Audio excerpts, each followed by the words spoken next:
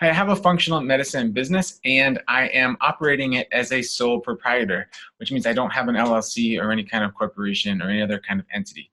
Is that okay, Scott? Can I do that? Hi, I'm Scott Rattigan, the founder of Functional Lawyer, and today we've got a legal quick hitter for you, which is where we answer the most frequently asked questions that we see at functionallawyer.com. Now, this is one that I haven't seen that frequently, but it does come up enough to make me concerned. So, no person should be operating any kind of business as a sole proprietor. It's too easy to register an LLC or a professional LLC with the state. It costs so little money, and it's very easy to run one. And it offers two main protections, not just an LLC, but most types of entities offer two main protections. The reason why you get one is, number one, to have a little bit more favorable tax treatment from the IRS. There's a couple of nuances there, and a lot of entities will allow you to have pass-through taxation, but there are additional tax treatment things that you get with an entity. And number two is, and more importantly, an entity will shield your assets from personal liability, your personal assets from the creditors of the business. So what that means is, let's say that you got sued, or in the course of your employment, you were driving to a patient's house, or you were driving somewhere in the scope of your employment, in the scope of the business.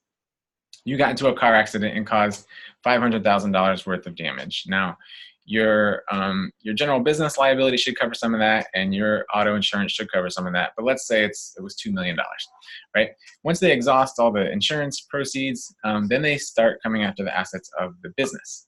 Now, if you don't have an entity and they exhaust all the assets of the business, they can then come after the assets that you own personally. So your house, your car, your retirement accounts. They can garnish future wages, potentially.